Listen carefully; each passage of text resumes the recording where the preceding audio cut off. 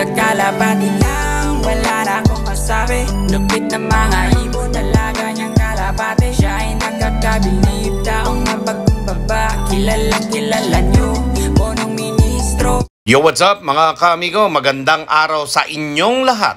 Welcome back to Punong Ministro Love TV. Ngayong araw ay mga kaamigo ay pag-usapan natin yung aking paghahanap ng Lopman dito sa aking Lop. So nakita nyo naman mga kaamigo na nag-post ako sa aking FB, no? Sa aking Facebook. Okay? Na naghahanap ako ng solo, kung kaya po yung buong Lop. At naghahanap din ako ng magkasangga, hati sa sweldo, no? Mga kaamigo, 8K po o 8,000 isang buwan ng sweldo. Libre po ang lahat. So ayan po, makikita nyo naman yung mga kalapati natin, ano? Oh, yan lang naman yung mga warriors natin dito. Higit 30 lang yan mga kaamigo. At dito sa kabila naman, mga YB natin, yan yung mga PHA, pang MacArthur race natin sa South yan mga kaamigo. Eh, nag-viewing pa lang yan, hindi pa natin napapalipad, no? Dito naman sa kabila, mga pang norte natin ito mga kaamigo. Kaya naman, ano, maganda yung panahon. Pero maya-maya pa tayo magpapalipad, ano? Ngayon, mga kaamigo, ay tingnan muna natin kung sino yung merong pwedeng alisin dito sa mga kalapati natin. Baka mamaya may mga sakit na, no? Yun, no? Pero may malungkot pa isa yata, oh. Oh, naglulungkot-lungkutan lang. Okay. So yun mga kaamigo, pag-usapan po natin yung paghahanap ko ng Lopman dito sa aking Lop. At yun nga po, inilagay ko dyan yung mga requirements na po pwede nyong dalhin dito, no? Tulad po ng resume, kailangan ko po yan. Tapos syempre, Xerox copy ng driver's license, or kaya meron din kayong police clearance. At saka mga kaamigo, yung ating NBI. Yan, yung mga Xerox copy lang po mga kaamigo ang kailangan ko dito, no? At yan yung ipapakita nyo sa akin sa pag-apply nyo dito sa Thursday 10 AM po mga kaamigo, okay? May handa ako sa inyo na libreng pamerienda rito sa lahat ng pupunta, okay? Para naman syempre habang nagkukwentuhan tayo sa inyo mga experience sa pag-aalaga ng kalapate, makilala ko ang bawat isa sa inyo kung taga saan kayo, ano? At syempre kaya lang kailangan ko na may police clearance o kaya NBI para malaman ko kung sino ba yung Lopman na i-hire ko dito. Baka mamaya may kaso kayo sa ating pamahalaan, okay? Mga drug addict kayo, ay hindi po pwede sa ating Lop yan. Kasi po, baka pati ako madamay sa mga kaso ninyo, ano? Yun po yung iniiwasan ko dito, okay? So, ayun po mga kaamigo. At sana po, sa lahat po na mag-a-apply, ay kailangan po dito mga kaamigo, ay may experience na sa pag-aalaga ng kalapate, sa paglilinis, okay? Dito po sa aking Lop, kailangan po dito mga kaamigo, maging malinis kayo dahil may allergy po ako. At ang pinapasweldo ko po sa inyo ay manggagaling sa aking pagbablog. Importante po sa akin yung pagbablog dahil dyan po ako kumukuha ng paggasto sa ating mga kalapate, sa aking magiging Lopman, okay? Mga pambili natin ng pagkain, pati yung kalapate, vitamins, okay? Gamot, mga patuka ng kalapate, so dyan po nanggagaling yan. Kaya po sana maintindihan din ako na magiging Lopman natin na kailangan talaga ng kalinisan sa akin Lop, okay? So second choice naman natin mga kaamigo ay yung pag-aalaga ng kalapate. Kung marunong kayo mag club race, yun, dyan po ay papasok na po dyan yung mga commission. It means yung commission na yan, kapag ka po kayo ay naglaban ng kalapate o tayo naglaban ng kalapate, pag nanalo po yan mga kaamigo, 70-30 ang magiging hatian. Ibig sabihin, iaalis lang natin yung ating pinambili ng pagkain, patuka, gamot, vitamins, yan po. Halimbawa po, ang ating patuka at lahat ng gastusin natin ay 40%. May matitira po na 60%. At yun po ang paghahatian natin, okay? So, yun po mga kaamigo. At yan naman lahat ay mapapag-usapan sa araw ng interview, okay? At pag-uusapan din natin mga kaamigo yung about sa stay in or stay out. Pwede po kasi mangyari ganito mga kaamigo, pwede kayo mag-stay in dito sa ating loft. Meron pong room para sa Lopman dyan na makakasama nyo po yung isang anak ko doon, okay? At libre po pagkain dito. At pwede rin po kayong mag-stay out kung gugustuhin nyo. So maaga kayo makakauwi sa hapon. Ang magiging pagkain po ninyo, almusal, tanghalian. Libre po yan mga kaamigo. At syempre, yung ating Lop naman ay talagang nilagyan ko ng wifi yan para naman po hindi mainip yung magiging Lopman natin. Okay? In times na wala nang ginagawa, pahinga na. Hindi naman po dito sa looban ko hindi naman po dito sa aking loob. Ang gusto ko nga po kasi talaga dito ay talagang malinis lang yung aking loob. Yun lang ang pinakaka-request ko sa ating mga magiging looban. Kung sakaling makapili man ako sa Webes, sa mga mag-a-apply, ay kailangan po talaga yun ang number 1 na gawin ninyo dito. Okay? Dahil nga po tayo ay vlogger, importante po sa atin ang kalinisan. At syempre, sa mga kalapati po natin, no, para iwas sakit yung mga kalapati, kasi napakahirap po sa mga kalapati ang magkaroon ng sakit yung buong loob natin, ng mga kalapati natin nakatira dyan. Ako po, mahirap pong gamutin kapag po kumalat na yung mga sakit sa ating loob. Kaya hanggat maaari ay mapigilan po yan, no, mga kaamigo.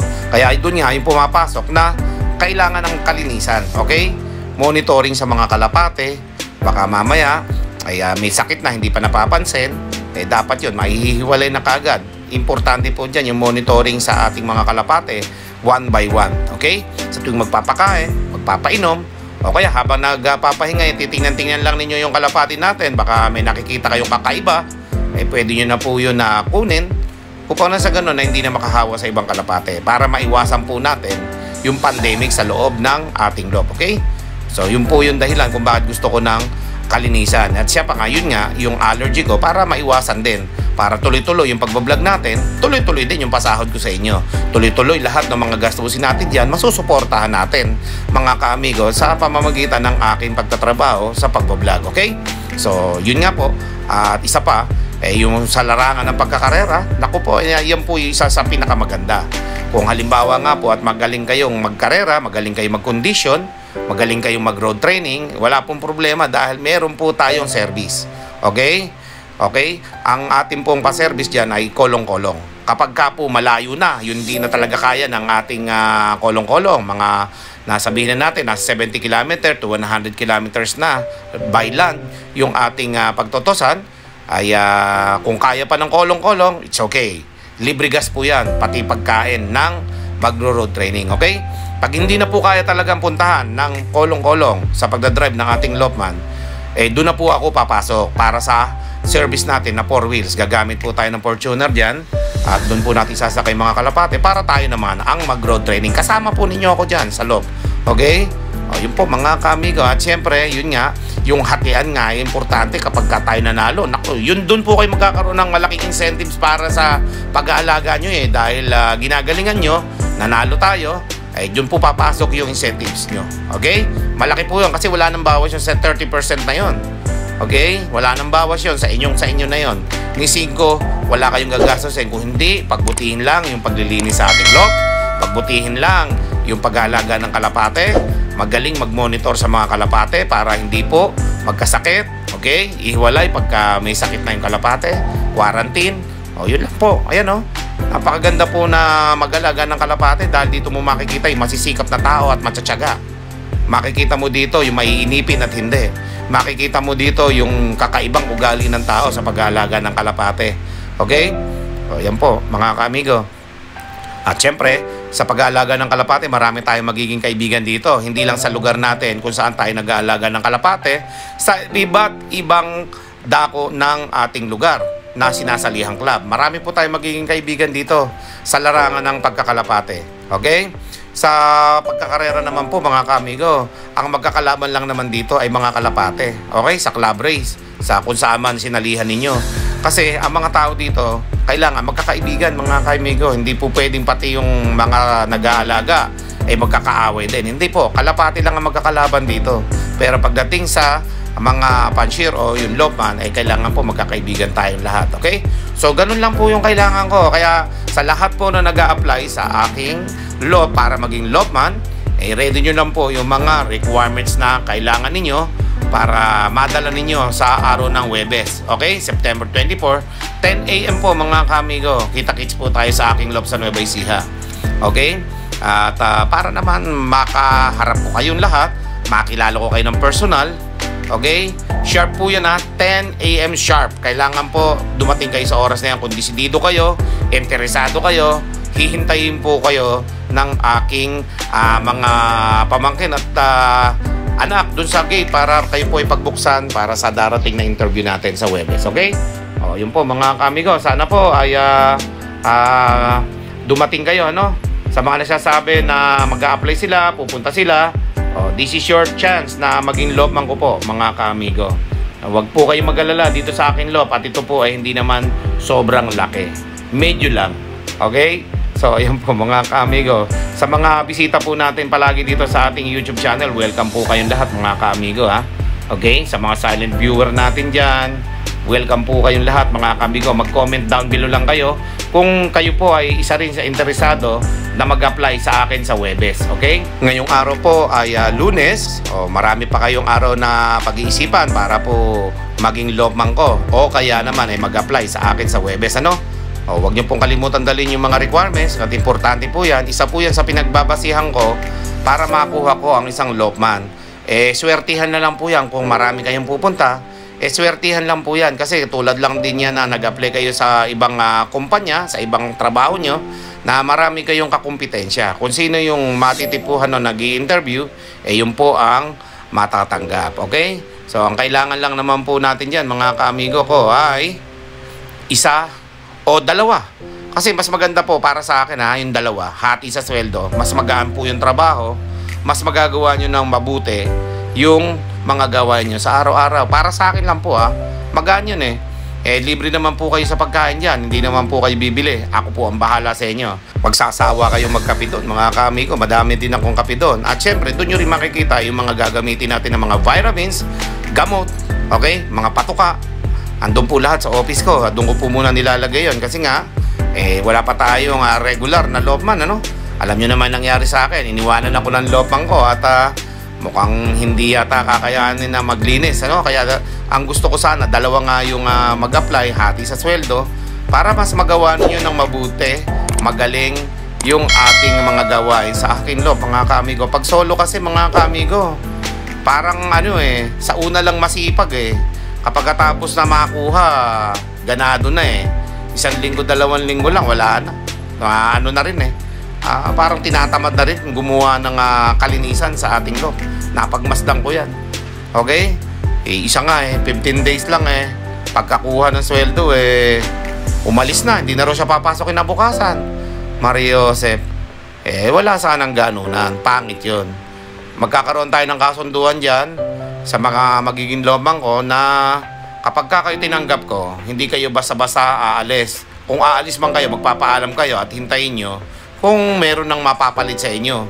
Hindi yung iiwanan nyo ako sa ere. Napakapangit po nun. Sana yung lahat ng mga nag-apply sa akin na yan ay siguraduhin nyo po sa mga kalooban ninyo na desidido ba kayo talaga mag-lopman sa akin, ha? Ayoko po ng laban bawi lang na kapag nag-apply kayo, ang bait-bait nyo. Tapos pag natanggap na mga kamigo, tatama rin na kayo pagka wala ako at hindi nyo ako nakikita dyan sa ating love. Okay? So kailangan kung ano yung pagkakatanggap ko sa inyo nung nagsisimula pa lang kayo, nung nag-a-apply kayo, kung ano yung kabaitan at mga pinapakita nyo sa akin na salita na kayang-kaya nyo, kayanin nyo talaga mga kamigo. Okay? Na sa darating na Huwebes ay interview po natin 10 AM sa aking love sa Nueva Ecija. Magkita-kita po tayo doon, mga kamigo ko, at aantabayanan ko lang lahat kayo doon. At inuulit ko sa mga makukuha, mas gusto ko yung sana yung dalawahan para mas magawa na mabuti yung mga trabaho dito sa akin lang. Priority ko dalawa okay, pero pwede rin naman na magkasundo kayo, na magsangga kayo, ganon. Pero kapag wala talaga nag-apply ng dalawahan, maobliga akong humanap ng isa at isa uli sa ibang lugar. Okay? So yun po mga kamigo at mga kalapatids, maraming salamat po sa inyong lahat. Na ipakita ko na rin naman lahat sa inyo yung aking mga kalapate, at syempre sa mga flyers sa second floor at dito sa first floor, mga breeder natin. Ayan, kitang-kita nyo naman. Yan lang naman po yung mga lilinisin at hindi naman oras-oras nagtatrabaho dyan para maglinis. Okay? Kung madiskarte lang po yung looban dyan, wala pong problema yan. Okay? Maraming salamat po sa inyo lahat. Sa mga bagong pasok po sa ating YouTube channel, huwag nyo pong kalimutang mag-like, share, and subscribe. At i-hit nyo na rin yung notification bell upang maging updated kayo sa aking mga latest video.